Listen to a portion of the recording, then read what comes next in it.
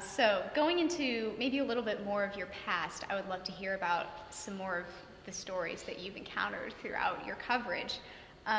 Firsthand, you've experienced some of the most important moments in history and journalism, arguably. So I would like to start with maybe a philosophical question a little bit, but do you think that in writing about the events that make history, journalists really play a role in defining that history? In the short term, yes. I mean, as you know, what do they call journalism? The first chapter of first chapter of history.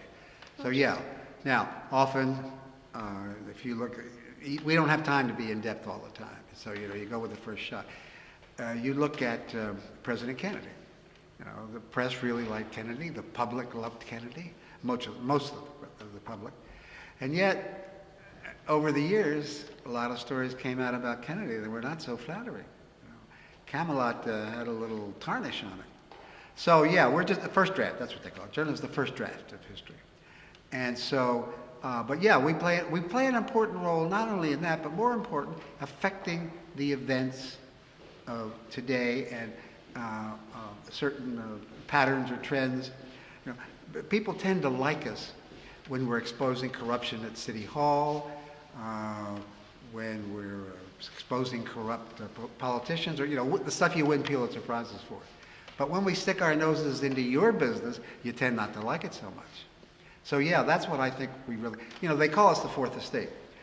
My view is that there is now a fifth estate, which is the bloggers, the tweeters, the Twitterers, and all of those people. You said in an interview with Mary Morin, again, that same interview, but you were talking about your coverage of the civil rights movement. You were extremely, extremely important in the civil rights movement coverage, and you said you felt a constant sense of fear. You were perceived as an outside agitator. You spoke also about how stations would often discredit your work. How did you deal with that on a first-hand basis? How did you conduct interviews? How did you actually become able to cover that in the face of such incredible opposition? Well, again, I tried to make it clear to them that I was there as a reporter and not an editorial writer. I'll tell you two interesting anecdotes.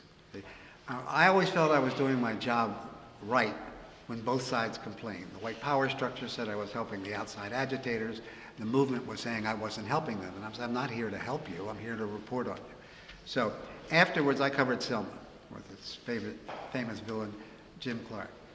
After he was out of office and people did the retrospectives and documentaries, I was the only television reporter he would talk to because he said I had been fair during the coverage.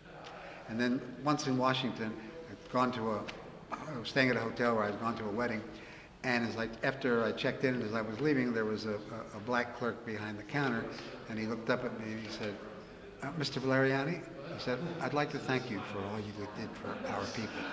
I said, I didn't look at it that way. I looked at it as a reporter doing my job.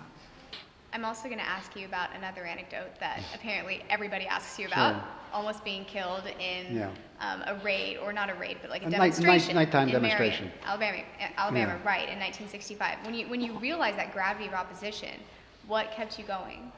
Well, I didn't keep going that night. What happened was, it was a nighttime, we knew we were in trouble because when we showed up, people came and sprayed the camera lens with black paint. And then the police had no light, so we were dead in the water as far as pictures went. So as the state police waded into the demonstrators, some bystander behind me came up and whacked me with an axe handle. Like I started to stagger, and the camera guy caught me so I didn't go down. And I put my hand back to my head and looked at it, and it was full of blood. And he came up and he thrust his face right into mine. He said, do you need a doctor? And I said, I think so, I'm bleeding. He said, well, we don't have doctors for people like you. And now, then they took me off to the hospital, and there was a big hullabaloo afterwards. And then as soon as I went home for like 2 days, back to Washington, and then right back down south. 2 weeks later, I really had a shock. I didn't fully comprehend what had happened. I mean, we always worried about that because it was happening all over the place. And there was even a camera guy who carried a gun in his glove compartment, a pistol round. So 2 weeks later, a Presbyterian minister named Reeb, I think it was walking down the street in Selma, and somebody came up and hit him with an axe handle.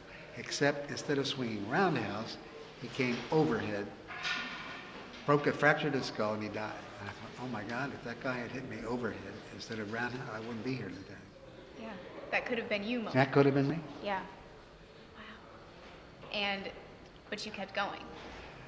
If you saw the incredible fearlessness of the demonstrators, you had to do it. You say, gee, these guys would walk into situations, you say, oh my God, how can they? You'd almost cringe, and you look around and you say, you have the Mississippi Highway Patrol or the Alabama State Police as your only protection. You think, you know, I'm not sure I want my life in their hands.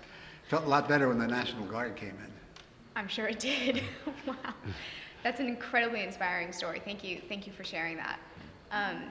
And then, I guess on a little bit of a lighter note, and somewhat to conclude, what is it like to be such a national figure that you're asked to play yourself in a popular film? In 1995, you were asked to play yourself, and I think it was Crimson something. Crimson Tide. Crimson Tide, yeah. That was a lot of fun. Now, I have a story about that I have to tell you. Okay, please. Okay? Now, the director had taken over a French aircraft carrier and bought it for 2 days. So I opened the movie and I closed the movie. And so for the closing scene, he wanted the setting sun. And he didn't say so in so many words, but he said, you know, we got one shot at this. Okay? So I'm all right. Okay? Now I'm playing a CNN reporter. All right? So get the action sign, and I do it, and I really nail it. And I'm so proud of myself. And I'm saying, and this is Richard Valeriani aboard the aircraft carrier Foch, somewhere in the Mediterranean, reporting for NBC. Oh, CNN. So, director got, took me off the hook, got me off the hook, and he changed the scene, which he thought was more appropriate, more fitting, that we did a background of fighter planes with their wings folded, which symbolized the end of the war better than a setting sun. But it was a really fun experience. That's great. What a wonderful story to end on. Thank you so much for being with us tonight. Well, we really appreciate you coming. Glad to be here. Glad to be here. Great. That was Richard Valeriani, and this has been YDN Multimedia.